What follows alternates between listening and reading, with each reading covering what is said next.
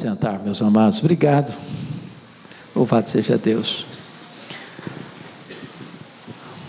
Que bênção ter esse time bonito das diversas regiões do nosso país. Louvado seja Deus. Abra sua Bíblia comigo, por gentileza, no livro de Gênesis, capítulo 32, versos 22 a 32.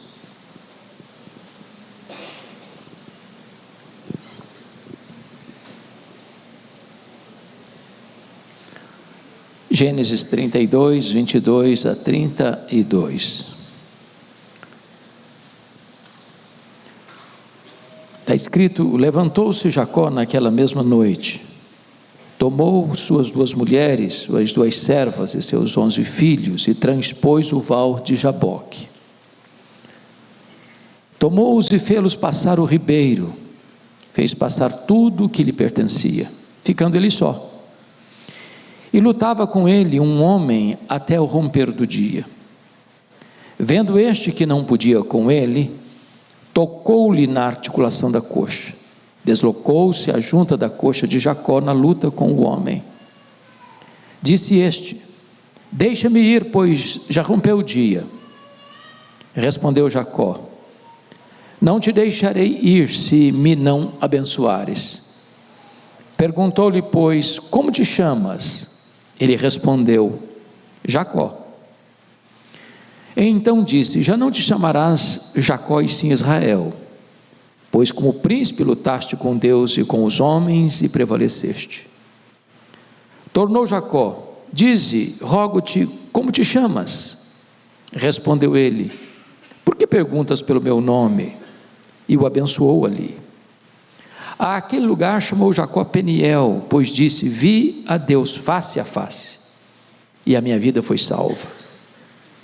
Nasceu-lhe o sol, quando ele atravessava Peniel e manquejava de uma coxa.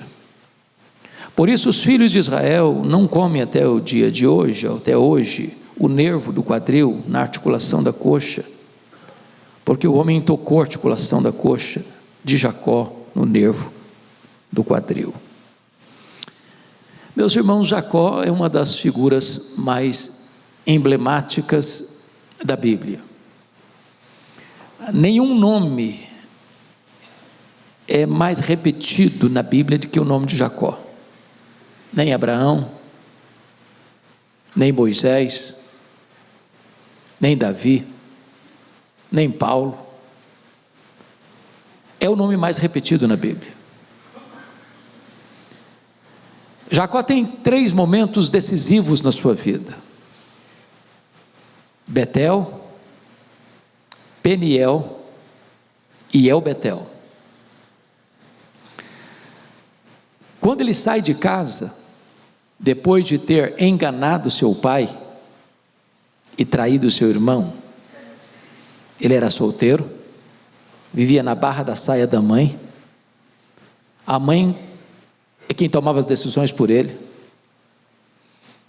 A princípio ficamos a imaginar que ele era um jovem, até mesmo um adolescente. Mas quantos anos tinha Jacó quando saiu de casa? Eu gastei um tempinho pensando nisso, fazendo algumas contas, e cheguei a uma conclusão absoluta, clara, segura. Jacó tinha 77 anos quando saiu de casa, na barra da saia da mãe. Tem esperança para os solteiros, fiquem tranquilos.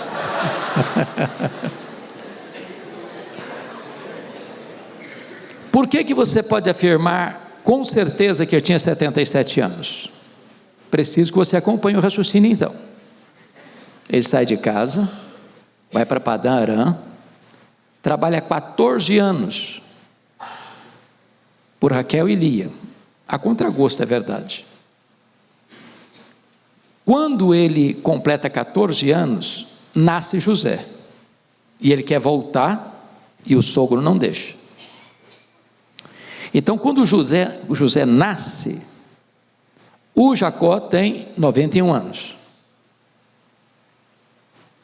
Ele fica mais 6 anos, 6 anos. Ao todo, ele fica em Padã Arã 20 anos. Então, você sai com 77, agora ele tem quantos anos? 97 anos. Jacó é neto de crente, Jacó é filho de crente, mas Jacó ainda não é crente. Quando Deus se revela a ele em Betel, Deus se dirige a ele como: eu sou o Deus de Abraão, o Deus de Isaac. Dá vontade de escutar: e o teu Deus? Mas Deus não falou isso. Até os 77 anos, Jacó conhecia apenas o Deus do seu avô e o Deus do seu pai, mas não era ainda o seu Deus. Agora ele tem 97 anos. Pergunto a vocês: quantos anos tem José? 6 anos. Quando José nasceu, tinha 91. Então Jacó vai ser convertido com 97 anos de idade. Nós nunca podemos perder a esperança de ver alguém da nossa família convertido. Bom, só para fazer as contas, para depois a gente voltar à exposição do texto. Quando José foi vendido pelos seus irmãos para o Egito, quantos anos tinha José? 17 anos. Se o Jacó tinha 91 quando ele nasceu, quantos anos tem agora Jacó, quando o seu filho José é vendido para o Egito? 108 anos. 108 anos.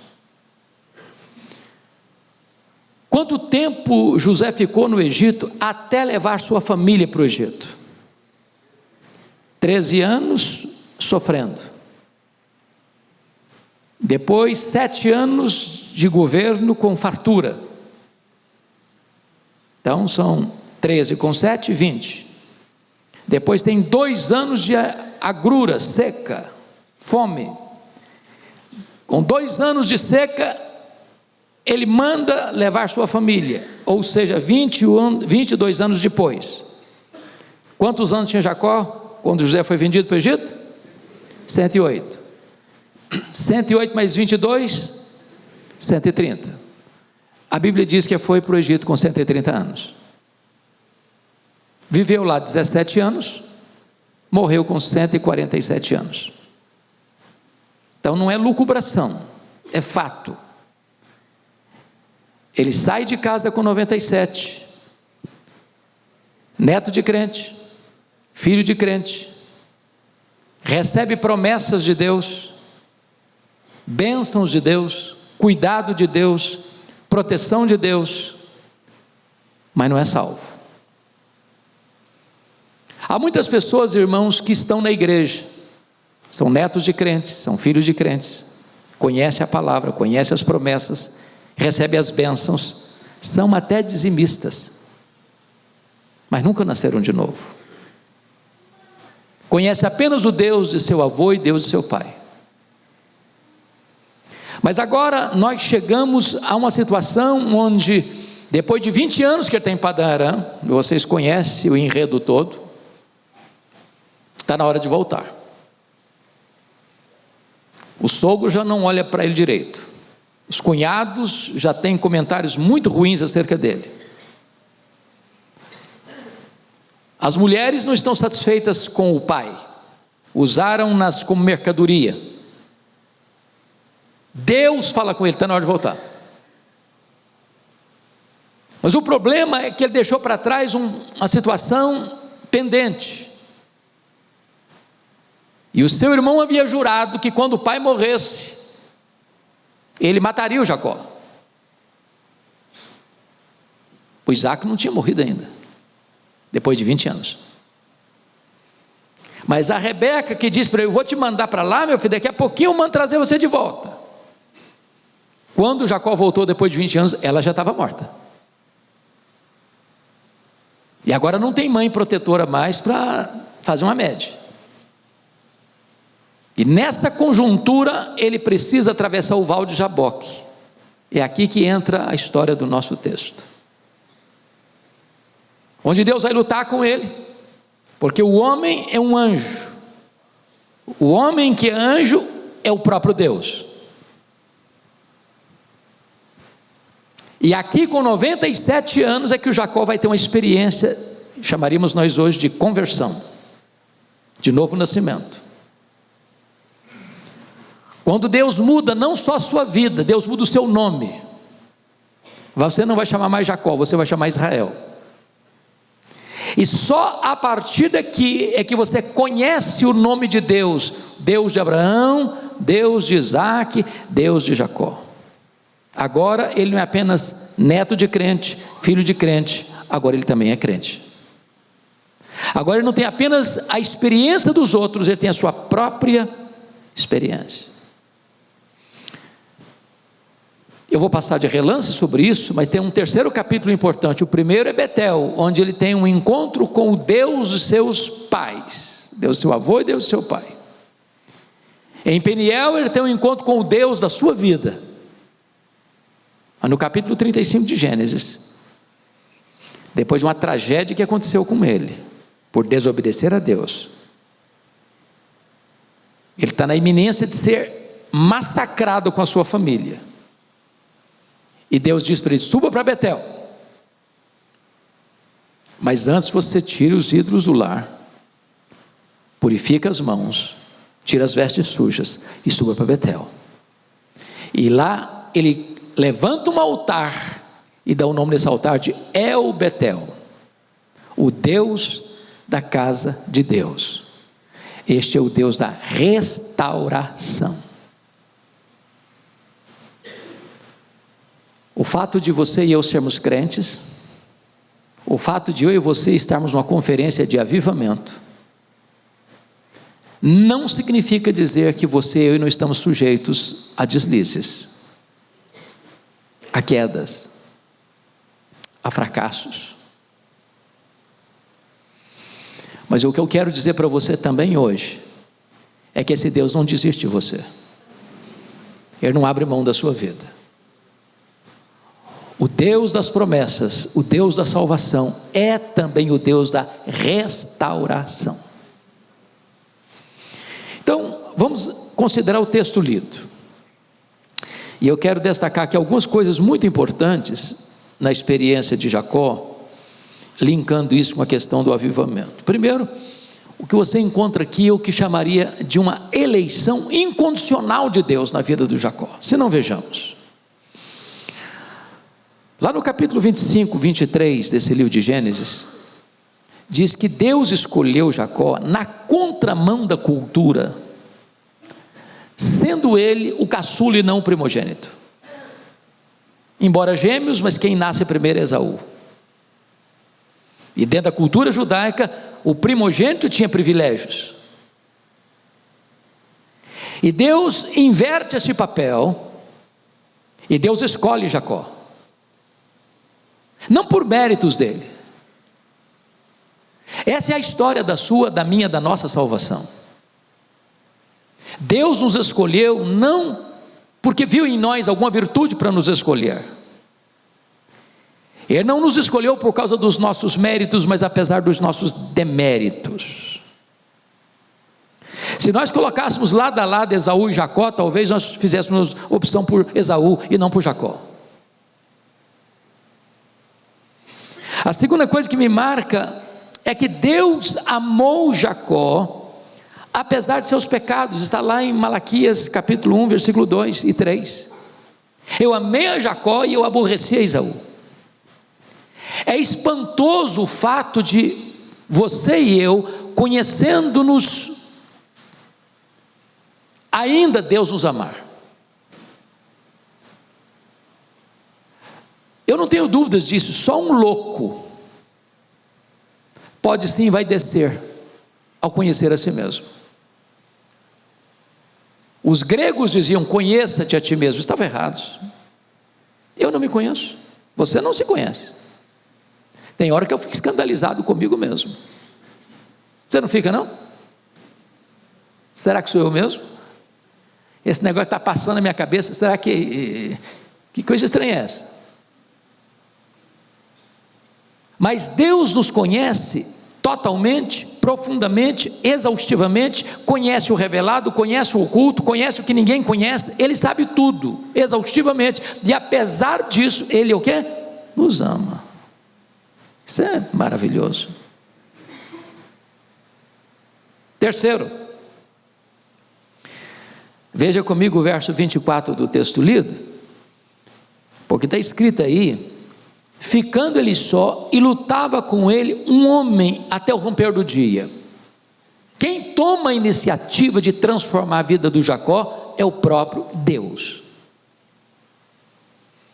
O Jacó poderia ter naquela situação, e vocês conhecem o contexto, onde ele vai colocando a sua família por etapas, com medo de enfrentar o seu irmão Esaú, que está vindo ao encontro dele, ou de encontro a ele, com 400 homens. Ele não é homem de guerra, ele poderia ser massacrado, e ele está com muito medo, ele está desesperado até, ele tem estratégias. Ele poderia dizer: meu Deus, eu careço da tua graça, eu careço da tua misericórdia, como nós ouvimos agora há pouco acerca do Davi. Não, nem isso ele tem. Ele não começa essa luta com Deus, ele não começa essa vontade de ser transformado, ele não começa, como diz Oséias capítulo 12, chorando, pedindo misericórdia. Não, não, não. Quem toma a iniciativa é o próprio Deus, porque esse homem aqui é o próprio Deus. Oh, meus amados, que maravilha é isso, porque na verdade Deus nos busca mais do que nós o procuramos. A iniciativa é dele, a obra é dele, tudo procede dele, tudo provém dele, que nos reconciliou consigo mesmo por intermédio de Jesus Cristo. E eu não estou com nenhuma dúvida em afirmar que Deus está mais interessado em avivar-nos do que nós em recebermos o avivamento. Quarto lugar, Deus não desistiu de Jacó, apesar da resistência de Jacó. Vejam vocês, no verso 24 ainda, que diz que lutava com ele um homem até o romper do dia. Mas versículo 25, vendo este que não podia com ele. O que está acontecendo aqui? O Jacó não quer ceder. E essa luta tem a ver com o que? Medir força, quem é mais forte, quem tem músculos mais tonificados, quem tem mais experiência de academia, quem fez jiu-jitsu, karatê, etc e tal, quem vai ganhar essa luta. Não, não, não, não. Ele tinha plena consciência de que o que estava em jogo ali era a sua vida, era a transformação do seu caráter, era a transformação da sua vida. E ele mede força com força, poder com poder, destreza com destreza. Ele não quer ceder. Agora eu quero dizer para você que o Jacó está aqui hoje, mas ele não está entre nós não. O Jacó mora debaixo da nossa pele, o coração do Jacó bate no nosso peito, o sangue de Jacó corre em nossas veias. Nós somos resistentes à obra de Deus tantas vezes, dura cerviz, coração endurecido. Deus nos chama, como diz lá nos profetas, levantando de madrugada, enviando profetas, enviando mensageiros, e nós lemos a Bíblia, nós escutamos sermões, nós lemos livros, e nós frequentamos conferências, e nós vamos aqui, nós vamos ali, nós vamos acolá, e Deus nos fala, e torna a nos falar, e fala de novo, e repete outra vez, e nós endurecidos, resistindo, resistindo, resistindo, resistindo, resistindo. Nós somos Jacó.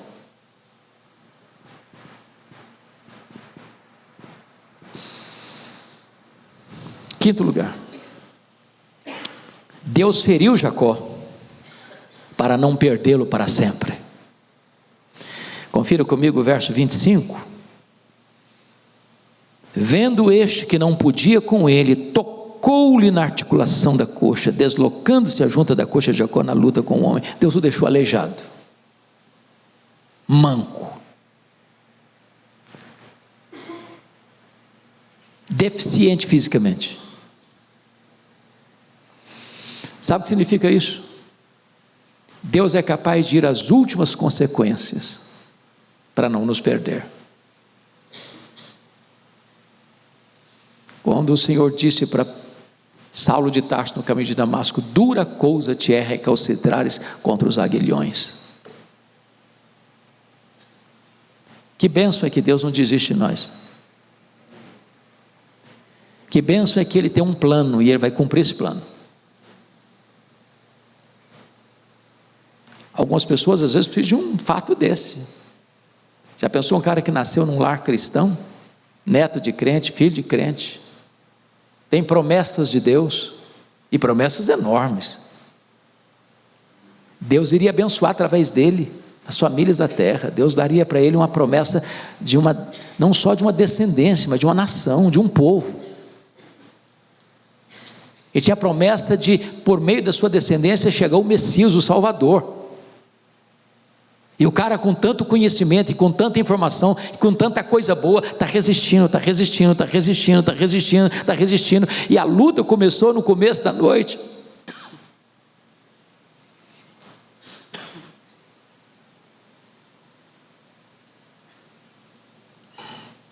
E estava amanhecendo o dia, e o cara não quer ceder. Você já imaginou isso? Agora, quem luta com Deus e consegue ganhar? Já tentou ganhar de Deus?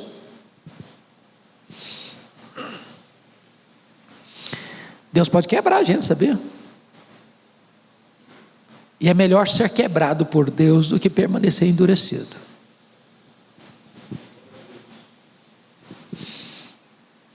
Deus tem uma obra para fazer em nós e através de nós, e Ele não vai recuar.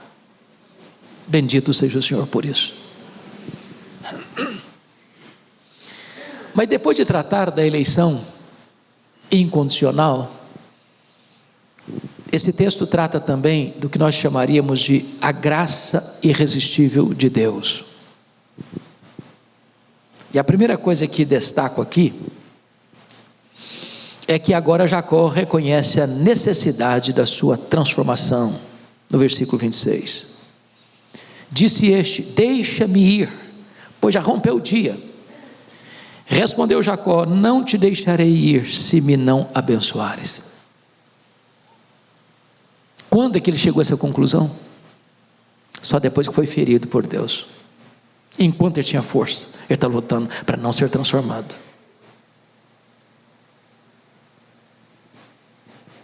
Deus tira a força dele.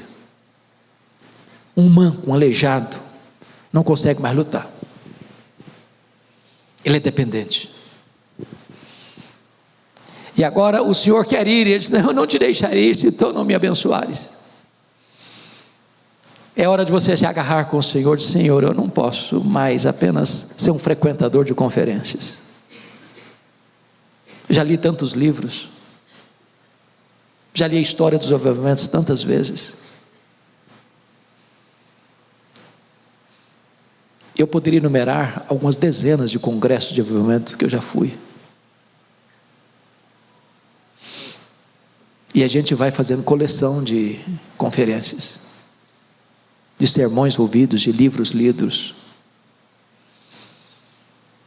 Chegou um momento em que Jacó disse: Senhor, eu não posso, essa noite não pode passar. O dia já está amanhecendo e eu não quero continuar agora mais com a mesma vida. Eu não posso mais continuar do mesmo jeito. Eu não te deixarei ir se tu não me abençoares. Mas, segundo lugar, Moisés não relata isso aqui em Gênesis, mas está lá em Oséias capítulo 12, versículos 3 e 4, que nessa luta de Jacó com Deus, ele chorou e pediu misericórdia. É importante esse fato, porque nós agora ficamos sabendo que quando o dia está amanhecendo, com que intensidade, com que coração quebrantado é que ele clama: não te deixarei ir se tu não me abençoares. Não é um pedido formal, não é uma coisa engessada, nomenclatural, não é apenas um elemento da liturgia. O coração dele está quebrado, a alma dele está compungida, Agora essa súplica não é mais com o coração seco e nem com os olhos enxutos. Ele está chorando. Ele não está pedindo nenhuma coisa de mérito, não. Ele está pedindo mercê, está pedindo misericórdia. Senhor, tem misericórdia de mim. Oh meu Deus, tem misericórdia de mim. Eu não quero mais, eu não posso mais continuar sendo o homem que eu fui até hoje, aos 97 anos de idade. Eu preciso de uma mudança, ainda que na fase outonal da minha vida. Não importa quantos anos você tem, não importa quantos anos de crente você tem, não importa quantos anos de liderança você tem, não importa quantos anos de pastorado você tem, não importa que cargos eclesiásticos você ocupa, hoje o Senhor quer tratar conosco, tratar no nosso coração, lá na intimidade do nosso ser.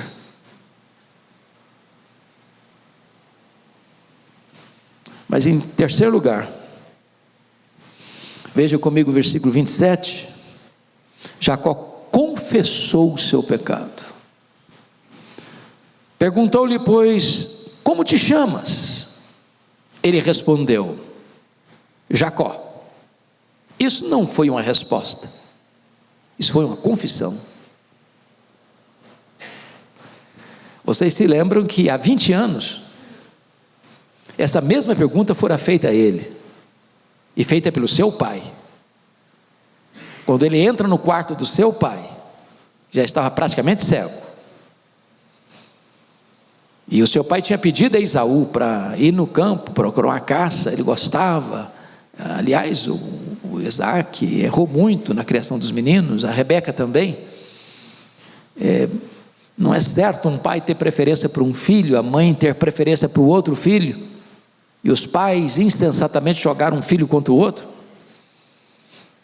E quando a Rebeca escutou atrás da porta, porque a comunicação do casal já tinha ido embora também, a conversa, ela chamou Jacó, o menino então só tem 77 anos, era um adolescentezinho. Vem cá, meu filho, o negócio é comigo, você vai fazer o que eu mandar. Você vai pegar um cabrito, eu vou preparar, eu sei o gosto do seu pai, já cozinho para ele há muitos anos, e você vai levar, porque ele vai abençoar você, porque se você não fizer isso, ele vai abençoar Esaú, e vai dar tudo errado. É muito triste quando alguém precisa dar uma mãozinha para Deus, porque Deus não precisa de mãozinha humana, não precisa. Toda vez que o homem quis dar uma mãozinha para Deus, deu errado. Já que não, isso não vai funcionar, mas não vai funcionar de jeito nenhum. Mas por que não vai funcionar, meu filho? Não vai primeiro, mamãe, eu sou diferente do Esaú, hein? Se meu pai me chama e me apalpa, eu sou todo peludo, eu sou lisinho, não tem nada. Ele vai descobrir a farsa, a mentira. Não, deixa comigo, eu estou no controle. Cobriu o cara de pelo, foi lá no guarda-roupa, pegou a melhor roupa do Esaú, vestiu no cara, entrou no quarto, disse, meu pai, quem é você? Eu sou Esaú. Como assim? Tão depressa você conseguiu a caça? Deus é tão bom, né? E botou o nome de Deus na história. Mentiu, blasfemou. A voz é do Esaú, mas chega aqui perto. Na verdade o cheiro é do Esaú, mas a voz é do Jacó. E perguntou, você é Esaú mesmo? Eu sou Esaú, meu pai, sou Esaú. Mentiu. Sabe o que significa a palavra Jacó? Trapaceiro, enganador, mentiroso, suplantador. 20 anos depois, na hora da mudança radical, Deus então pergunta, qual o seu nome? Eu acho algumas perguntas da Bíblia muito curiosas, porque é o óbvio ululante, não é não? Se era o anjo, se era Deus que estava lutando com ele, será que Deus não sabia o nome dele? Há perguntas que Deus faz, que não é porque Deus precisa de uma informação, é que Deus quer trabalhar com a gente. Deus quer acordar a consciência adormecida do Jacó. Então quando ele responde, eu sou Jacó, o Porque ele está dizendo o seguinte: eu sou isso mesmo que meu nome significa, eu sou um suplantador, eu sou um mentiroso. Até hoje a minha vida foi uma vida de mentira. Até hoje eu enganei. Até hoje foi uma trapaça. Esse cara, com 97 anos, tem família, tem riqueza, tem promessa de Deus, tem bênção de Deus, tem cuidado de Deus, mas não tem experiência com Deus. Às vezes, irmãos, nós estamos na igreja há anos, às vezes temos lastro de família na igreja, 2 gerações, 3 gerações, 5 gerações de crentes. A gente dá até uma afinada na voz: não, eu tenho tradição, pedigree espiritual.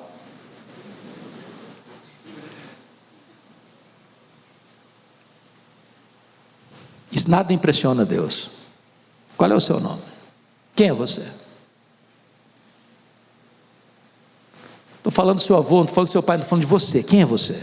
Qual é o seu nome? O ponto aqui é aquilo que está sendo tratado. Se não houver convicção de pecado, não tem o quê? Arrependimento. Sem convicção de pecado não tem arrependimento. E não tem fase na vida, irmãos, para necessidade de arrependimento. Eu estou falando de um homem de 97 anos, de um homem que é um patriarca, de um homem que é neto do Abraão, é filho do Isaac, é o pai das 12 tribos de Israel, é o pai da tribo que vai trazer ao mundo o Messias.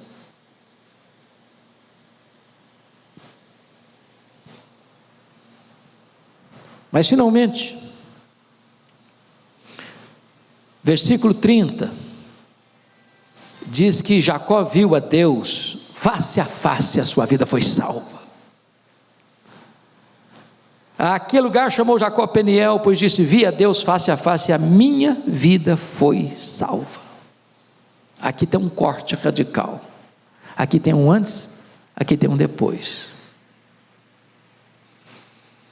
Eu sei que nem todos nós conseguem identificar esse dia na vida, e nem por isso a sua experiência é menos importante do que aquele que teve uma situação como essa. O cara ficou aleijado para ser convertido, ou um Saulo de Tarso para ficar cego na estrada para reconhecer o senhorio de Jesus, ou como Manassés, que precisa ser preso e carregado como um bicho para se quebrantar, ou como Nabucodonosor, que precisa virar bicho mesmo para se arrepender.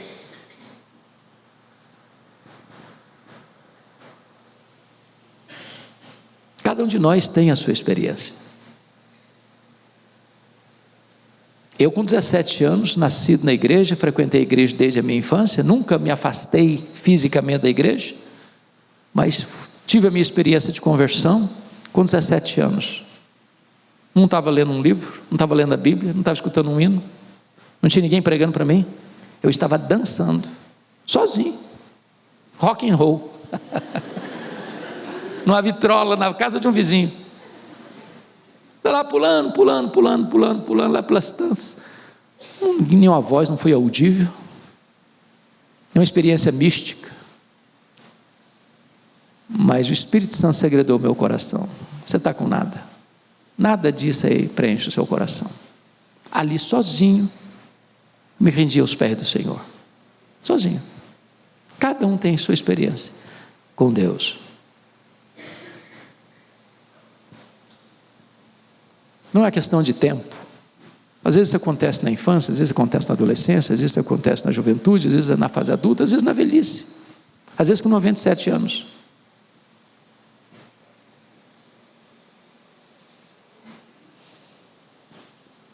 O que é maravilhoso é que quando amanheceu o dia, o Jacó está manco, mas está salvo. Ele está manco, mas está feliz. Ele está manco, mas o sol apareceu para ele. Ele está manco, Mas Deus não só mudou a vida dele, mas mudou a disposição do coração de Esaú em relação a ele.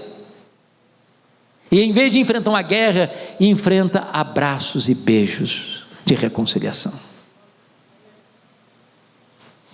Mas eu queria concluir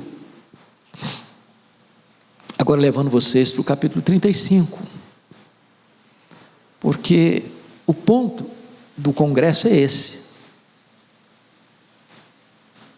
Quando nós estamos falando de arrependimento, nós não estamos falando daquele arrependimento para salvação, não é a intenção do congresso ser um congresso evangelístico, é um congresso de avivamento.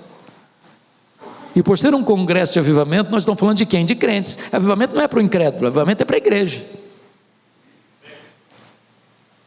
O incrédulo você prega salvação.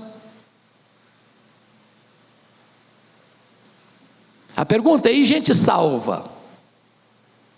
Pode pisar fora do caminho? Gente salva pode ter um resvalo, pode ter uma crise. Deus mandou Jacó subir para Betel, ficou em Siquém, foi armando as suas tendas para o lado de Siquém. Para ele, que era um pastor de ovelhas e muito gado, era um lugar mais favorável, mais desenvolvido. Mas ali acontece uma tragédia, a sua única filha é desonrada. E o rapaz até que reconheceu o erro, foi pedir perdão, foi propor casamento, acertar os papéis, tudo direitinho. Mas os irmãos de Diná, de pai e mãe, que Jacó tinha uma família disfuncional, 2 esposas e 2 concubinas, filhos com todas elas. Os irmãos de pai e mãe falaram: não vai ficar desse jeito não, ninguém abusa da nossa irmã desse jeito não. Tramaram, urdiram, enganaram, propuseram uma aliança. Nossa irmã vai casar sim, mas todo mundo você, seu pai, sua família, a cidadezinha toda de vocês vai ter que se circuncidar, porque nós não nos casamos com gente incircuncisa. Sabe o que significa gente incircuncisa? É gente que não tem aliança com Deus. Todo mundo se circuncidou. Quando estava na fase mais dolorosa do problema, eles entraram lá e mataram todo mundo, todo mundo, uma chacina. Gente de Deus.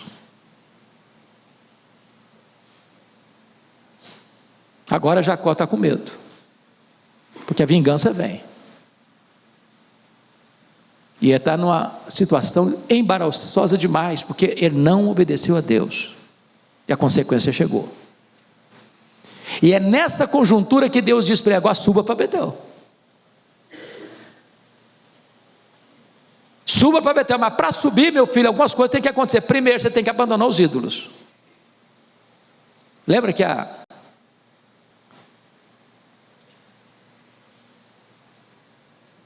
história dos ídolos da família? Lembra da Raquel? Escondeu os ídolos. Aqueles ídolos eram deuses, eram ídolos familiares. Aquilo foi problema na história de Israel a caminhada toda. Às vezes a gente tem ídolos de estimação, a gente guarda bem guardadinho, mas está lá. De vez em quando dá uma piscadela, olha, fica aqui, tá? Confio em você, tá? Você vai me ajudar ainda.